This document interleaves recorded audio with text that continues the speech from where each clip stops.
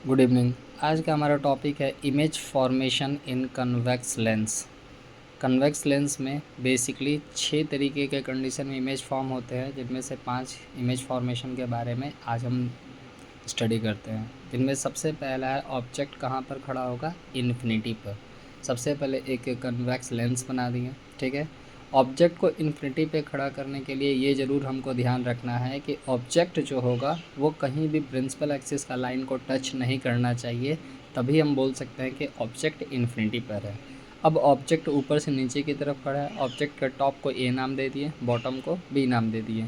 एक ऊपर से प्रिंसिपल एक्सिस के पैरेलल लाइन गया, एक बॉटम से प्रिंसिपल एक्सिस के पैरेलल लाइन गया, और ये दोनों ही लाइन राइट हैंड F2 पर एक दूसरे को इंटरसेक्ट कर दिए आफ्टर रिफ्लेक्शन, जिसके वजह से हमारा F2 पर इमेज बनकर तैयार हो गया। इसलिए जब पहला केस अगर इन्फिनिटी का है तो इमेज का जो पोजीशन होगा वो हमेशा F2 पर होगा, इमेज हमेशा F2 पर बनेगा।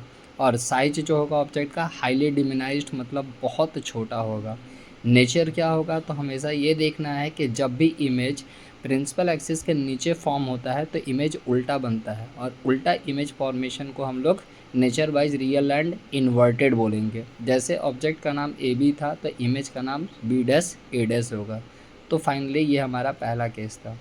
दूसरा केस है ऑब्जेक्ट के पोजीशन में बियॉन्ड सी ऑन, यानी सेंटर ऑफ कर्वेचर के ठीक पीछे। यानी इस बार ऑब्जेक्ट प्रिंसिपल एक्सिस पे खड़ा होगा, और हमेशा ये ध्यान रखना है कि ऑब्जेक्ट हमेशा प्रिंसिपल एक्सिस के ऊपर ही रहता है, कभी नीचे नहीं रहता है। अब ऑब्जेक्ट को प्रिंसिपल एक्सिस के ऊपर खड़ा कर दिए। एक ऑब्जेक्ट के टॉप से एक पैरेलल लाइन गया, लेंस को टकराया और रिफ्लेक्ट होते हुए अगेन हमारे F2 से रिफ्लेक्ट होता हुआ चला गया। एक दूसरा लाइन फिर मेरा ऑब्जेक्ट के टॉप से जनरेट हुआ, जनरेट होते हुए ये सीधा गया ऑप्टिकल सेंटर को इंटरसेक्ट करते हुए दूसरी तरफ मेरे रिफ्लेक्टेड पहले वाले रिफ्लेक्टेड रे को इंटरसेक्ट किया। जिस पोजीशन पर इंटरसेक्ट किया उसी पोजीशन पर इमेज बनकर तैयार होगा, और उस पोजीशन से प्रिंसिपल एक्सिस के बीच का जो मेरा हाइट होगा उसी को साइज ऑफ इमेज बोलेंगे। अब यहाँ पर हम देख रहे हैं कि मेरा ऑब्जेक्ट कहाँ पर खड़ा था, beyond centre of curvature C1 पे, और इमेज मेरा कहाँ बना, F2 और C2 के बीच में। इसलिए position of image between F2 and C2 हो गया। साइज़ क्या होगा, पहले हाईली डिमिनाइज्ड था, अब ये डिमिनाइज्ड बन जाएगा। अगेन हमारा इमेज जो है प्रिंसिपल एक्सिस के नीचे फॉर्म हुआ है, इसी वजह से नेचर रियल एंड इन्वर्टेड ही रहेगा। थर्ड केस है ऑब्जेक्ट का एट सेंटर ऑफ कर्वेचर, यानी C1 पर ऑब्जेक्ट खड़ा है। फिर से ये केस देखते हैं। ऑब्जेक्ट को सेंटर ऑफ कर्वेचर पे खड़ा कर दिए। अगेन मेरा ऑब्जेक्ट प्रिंसिपल एक्सिस के ऊपर है, इसलिए टॉप का नाम ए, बॉटम का नाम बी।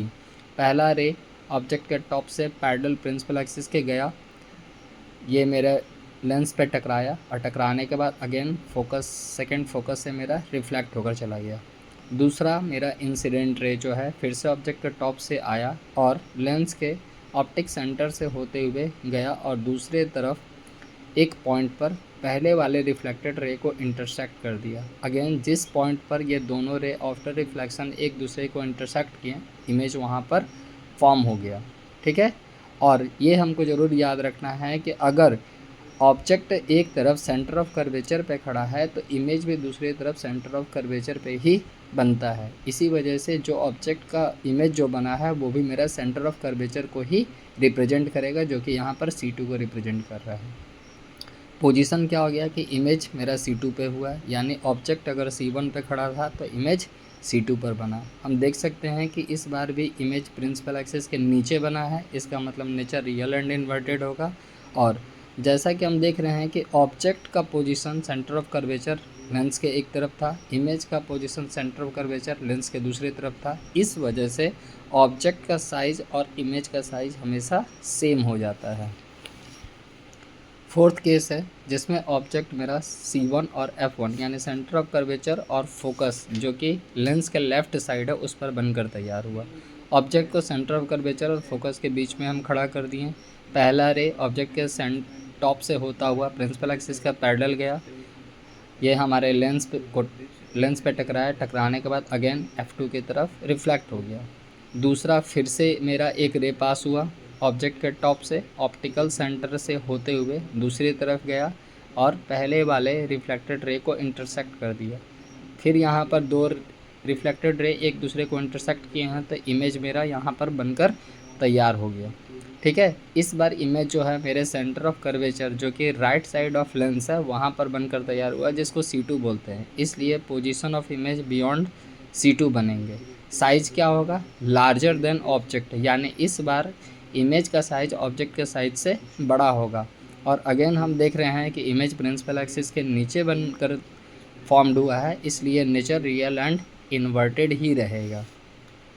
फिफ्थ केस है कि ऑब्जेक्ट मेरा F1 पर खड़ा है, यानी फोकस पर खड़ा है लेफ़्ट साइड ऑफ लेंस पर। फिर से फॉर्मेट वही है कि पहला रे प्रिंसिपल एक्सिस का पैरेलल ऑब्जेक्ट के टॉप से होते हुए लेंस पर गया, लेंस से जाने के बाद रिफ्लेक्ट होते हुए दूसरी तरफ F2 पे रिफ्लेक्ट हो गया।